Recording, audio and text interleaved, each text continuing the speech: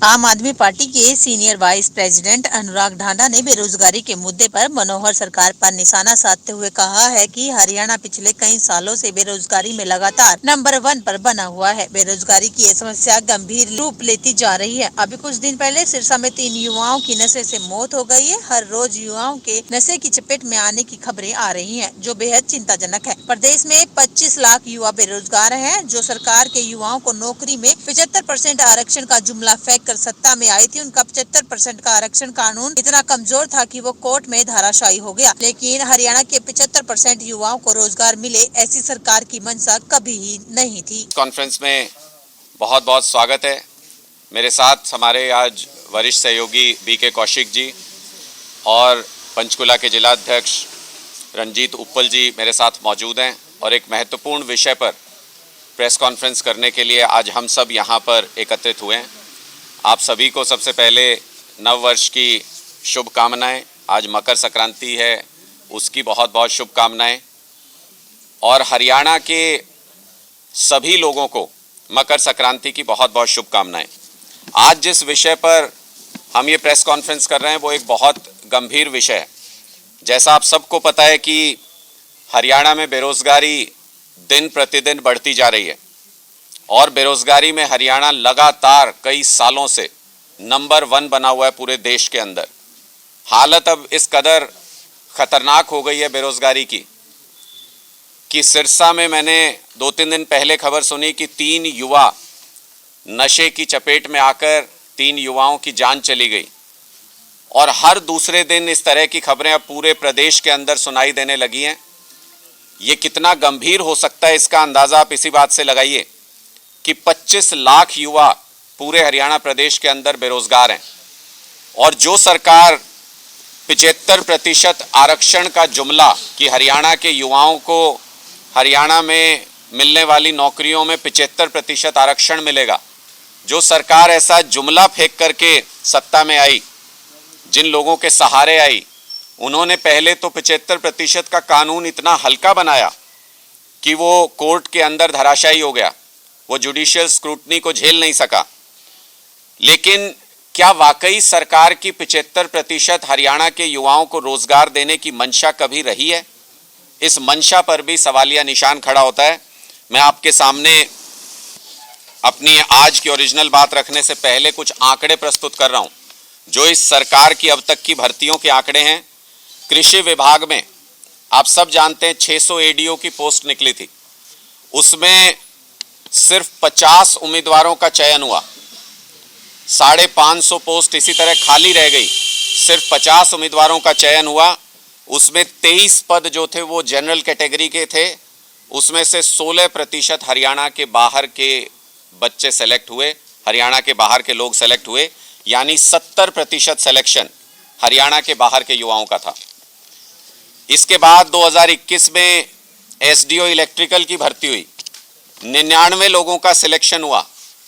इनमें से 77 बाहर के थे, सिर्फ 22 हरियाणा के थे, यानी 78% बाहर के लोगों का सिलेक्शन हरियाणा की नौकरियों में हुआ। और ये सरकारी नौकरियों की बात मैं कर रहा हूं। लेक्चरर ग्रुप बी की टेक्निकल एजुकेशन के लिए जो भर्ती हुई, उसमें 157 में से 103 जो लोग थे वो हरियाणा के बाहर के सेलेक्ट हुए, यानी 66% हरियाणा के बाहर के लोगों का इस जॉब के लिए भी सिलेक्शन हुआ। इसके बाद आप देखें 2019 में इसी सरकार में असिस्टेंट प्रोफेसर पॉलिटिकल साइंस की भर्ती हुई थी, जिसमें 18 में से 11 लोग जो थे वो हरियाणा के बाहर के थे, यानी 61% बाहर के सिलेक्शन इस भर्ती में भी हुए।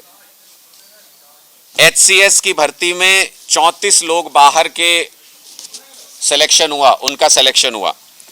हरियाणा अकेला ऐसा प्रांत है जहां पे जो स्टाफ नर्स और वेटनरी की पोस्ट निकलती है, उसके लिए हरियाणा नर्सिंग रजिस्ट्रेशन काउंसिल या हरियाणा वेटनरी रजिस्ट्रेशन काउंसिल का पंजीकरण अनिवार्य नहीं है।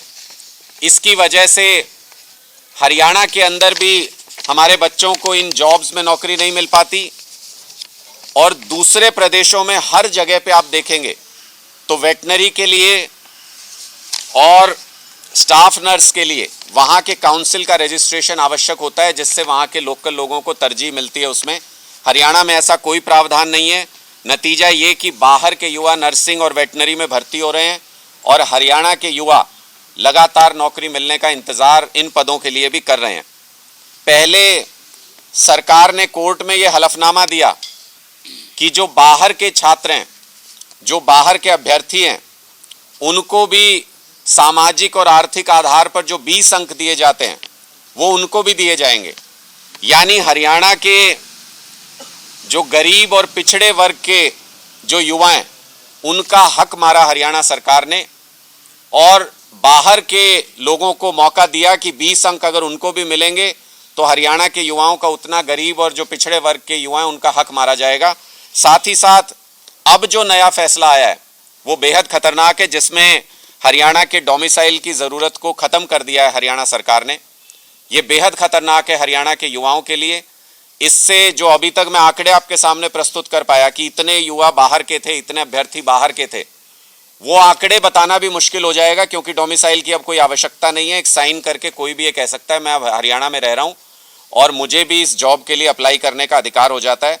हरियाणा के युवा कहाँ जाएं खट्टर साहब, किससे नौकरी मांगे, क्योंकि आप लोगों ने कोई ऐसा रास्ता नहीं छोड़ा जिससे हरियाणा के युवाओं को रोजगार मिल सके और बाहर के लोगों को ही लगातार हरियाणा की नौकरियों में तरजीह दी जा रही है, जहां पे ये लगता है कि, और ये सुनियोजित तरीके से हो रहा है पूरा का पूरा, जहां पर ये लगता है कि बाहर के युवा निश्चित संख्या में नौकरी के अंदर नहीं आ पा रहे हैं, हरियाणा के युवाओं से ज़्यादा नौकरी बाहर के लोगों को नहीं मिल पा रही है, वहां पर पोस्ट खाली चली जाती हैं, लेकिन उन नौकरियों को भरने नहीं दिया जाता किसी भी हालत में। हरियाणा के जो सरकारी महकमों के अंदर जो लोग काम करते हैं उनके रेशो को जानबूझ करके खराब करने की कोशिश की जा रही है। हरियाणा की लोकल प्रेजेंस को सरकारी विभागों के अंदर लगातार कम करने की कोशिश की जा रही है। ये भारतीय जनता पार्टी की एक सुनियोजित साजिश के तहत हो रहा है, इसलिए हम ये बात आप सबके समक्ष रखना चाहते थे। साथ ही साथ मैं खट्टर साहब को ये भी कहना चाहता हूं कि अगर आप बाहर के ही लोगों को इतनी नौकरी देना चाहते हैं, खट्टर दुष्यंत सरकार अगर बाहर के ही लोगों को इतनी नौकरी देना चाहती है तो अपने लिए सीट भी चिन्हित कर लीजिए हरियाणा से बाहर कहीं। खट्टर साहब को कहीं और से ही चुनाव लड़ना चाहिए, क्योंकि बाहर के लोगों को नौकरी दे रहे हैं, और दुष्यंत जी को भी हरियाणा के बाहर ही कहीं कोई सीट ढूंढ लेनी चाहिए जहां से वो चुनाव लड़ सकें, क्योंकि हरियाणा में आप जहां से भी इस बार खड़े होंगे, हरियाणा के युवाओं ने ठान रखी है कि आप लोगों की जमानत जब्त कराएंगे, क्योंकि प्रताड़ित हैं हरियाणा के युवा। ये सीधा सवाल है कि हरियाणा के 25 लाख युवा कहाँ जाएं, किससे रोजगार मांगे। पिछला पूरा 1 साल निकल गया, शायद ही कोई भर्ती अपने मुकाम तक पहुंच पाई। 40 से ज़्यादा पेपर इस सरकार में लीक हुए हैं, बार बार पेपर लीक होते हैं। उसके बाद कई पोस्टिंग्स ऐसी हैं जिनके लेटर देने के बाद भी ज्वाइनिंग नहीं कराई गई, एडवर्टीजमेंट कैंसिल कर दी जाती है कभी। लगातार हरियाणा का युवा बार टेस्ट दे करके बार ये कोशिश करता है कि मुझे नौकरी मिले, लेकिन इस सरकार के अंदर हरियाणा का युवा परेशान है, उसको नौकरी नहीं मिल रही। हमारा सीधा सवाल खट्टर सरकार से ये है कि क्यों आपने सुपारी ले रखी है हरियाणा के युवाओं की, क्यों हरियाणा के युवाओं को बेरोजगार रखना चाहते हैं, क्यों 25 लाख युवाओं को सड़क पर भटकने के लिए मजबूर कर रहे हैं, क्यों उनको नशे की गर्त में धकेल रही है हरियाणा सरकार, क्यों उनकी जिंदगी को तबाह करना चाहती है। ये हरियाणा के युवा सरकार से सवाल पूछना चाहते हैं। आपके कोई प्रश्न हैं तो आप पूछ सकते हैं। सीएम साहब ने जब पिछला बजट पेश किया था तो ये कहा था कि इस साल में 60,000 भर्तियां की जाएंगी। मुझे नहीं लगता कि 1000 भर्तियां भी इस साल में वो कर पाए हैं। तो इसका मतलब उनका जो पिछले बजट में जो कुछ उन्होंने स्पीच दिया था वो झूठ था, और सदन के अंदर जो व्यक्ति झूठ बोल सकता है। मैं तो कहता हूं कि सीएम साहब ने सिर्फ युवाओं से झूठ नहीं बोला, उनके रोजगार के बारे में, भ्रष्टाचार के बारे में भी गीता की झूठी कसम सीएम साहब ने खाई।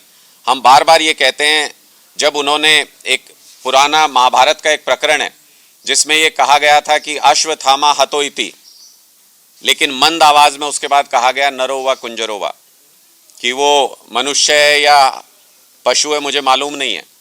ऐसे ही खट्टर साहब ने भी जब गीता की कसम खाई विधानसभा के अंदर, तो मुझे लगता है उन्होंने कहा कि मैं गीता की कसम खाता हूं कि एक भी भ्रष्टाचारी को बख्शेंगे नहीं। उसके बाद मंदी आवाज में शायद ये भी बोला था कि सबको अच्छी पोस्टिंग देंगे। जिनके ऊपर भी भ्रष्टाचार के मामले चले उनको न सिर्फ बहाल किया गया, जो रंगे हाथों पकड़े गए उनको भी न सिर्फ बहाल किया गया बल्कि अच्छी पोस्टिंग भी खट्टर सरकार के द्वारा दी गई। तो भ्रष्टाचार के मामले में भी खट्टर सरकार झूठ बोलती है और युवाओं को नौकरी देने के बारे में भी बजट भाषण आप पिछला उठा के देख लीजिए, उसमें जो जो कुछ बोला था, कहा था 2 लाख युवाओं को ट्रेनिंग देंगे, कोई ट्रेनिंग नहीं दे पाए। कहा था कि 60,000 युवाओं को नौकरी देंगे, कोई नौकरी पिछले 1 साल में नहीं दे पाए। इससे स्पष्ट है कि ये जो दूसरा टर्म खट्टर सरकार का और दुष्यंत सरकार का गया है, ये दूसरा टर्म पूरी तरह से युवा विरोधी था। इसमें नौकरी देना तो दूर, जो पहले से नौकरी लगे हुए हैं उनकी नौकरियों पर भी संकट मंडरा रहा है। पंजाब के अंदर खट्टर साहब की पार्टी भी, दूसरी पार्टियां भी पुरजोर कोशिश कर रही हैं कि किसी तरीके से मान साहब के काम करने को रोका जा सके, आम आदमी पार्टी को काम करने से रोका जा सके। लेकिन हमने साल भर के समय में ही 40,000 नई नौकरियां पंजाब के अंदर दी हैं। कोर्ट के अंदर बहुत कम ऐसे मौके आए जब कोई भी हमारी जॉब जो हमने दी पंजाब में उसको चैलेंज किया गया और उसको तुरंत टैकल किया गया कोर्ट के अंदर भी। कोई कमी अगर आप छोड़ेंगे भर्ती प्रक्रिया में तो निश्चित तौर पर युवा अपने साथ होने वाले अन्याय के खिलाफ कोर्ट में जाएंगे। इसका मतलब आपकी भर्ती प्रक्रिया पूरी तरह से सही नहीं है, उसके अंदर बहुत सारी कमियां हैं, उसके अंदर बहुत सारे पेच हैं जिनकी वजह से वो बार बार कोर्ट में जाकर के अटक जाती है। कभी पेपर लीक हो जाता है, कभी कोर्ट में चले जाते हैं। हमारा कहने का मतलब ये है कि युवाओं के हाथ आज भी खाली हैं, युवाओं को कुछ नहीं मिलता है। और जहां पर नौकरियों के अंदर हरियाणा में सिलेक्शन हुए, मैंने आपको पढ़ के बताया किस तरीके से किसी जॉब में 70% बाहरी उम्मीदवार हैं, किसी जॉब में 78% बाहरी उम्मीदवार हैं, किसी में 66%, किसी में 61%।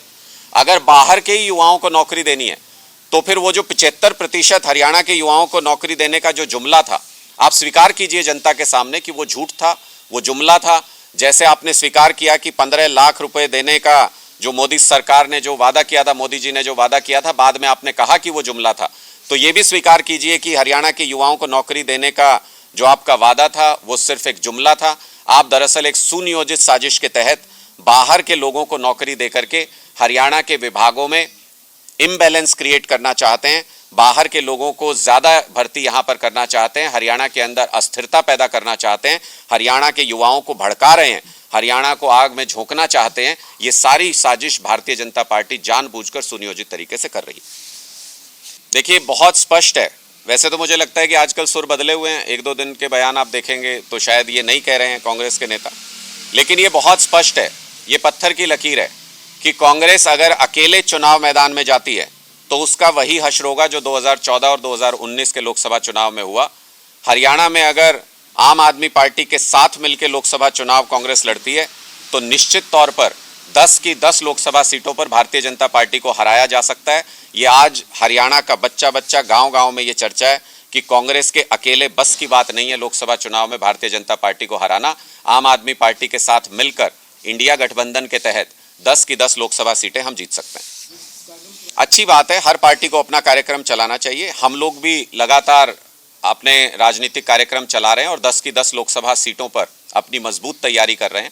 10 लोकसभा सीटों पर हमारा मजबूत संगठन भी तैयार है। हर गांव के अंदर हमारे 21 मजबूत कार्यकर्ताओं की टीम बन चुकी है और एक बहुत बड़ी बदलाव जनसभा 28 जनवरी को अरविंद केजरीवाल जी और भगवंत मान जी जींद में आएंगे। हम एक बहुत बड़ी बदलाव सभा पूरे हरियाणा की 10 लोकसभा सीटों की करने जा रहे हैं जींद के अंदर। तो ये सब तैयारियां हर पॉलिटिकल पार्टी अपनी करती है, तैयारी अपनी जगह पर है। लेकिन गठबंधन को लेके जो चर्चाएं चल रही हैं, इंडिया गठबंधन सिर्फ इस सोच के साथ बनाया गया कि जो लोकतंत्र के साथ खिलवाड़ भारतीय जनता पार्टी कर रही है उस खिलवाड़ को रोका जा सके, संविधान की रक्षा की जा सके। अब ये कांग्रेस को तय करना है कि उन्हें 2014 और 19 वाला रिजल्ट चाहिए या दिल्ली और पंजाब जैसा रिजल्ट चाहिए, जहां पर भारतीय जनता पार्टी को बिल्कुल हाशिए पर हम लोगों ने खड़ा कर दिया। अम्बाला न्यूज़ वेब टीवी की इस खबर को लाइक करें, शेयर करें, कमेंट करें और यदि हमारे पेज पर आप नए हैं तो फॉलो करें। इस खबर को आप YouTube पर देख रहे हैं तो चैनल को सब्सक्राइब जरूर करें।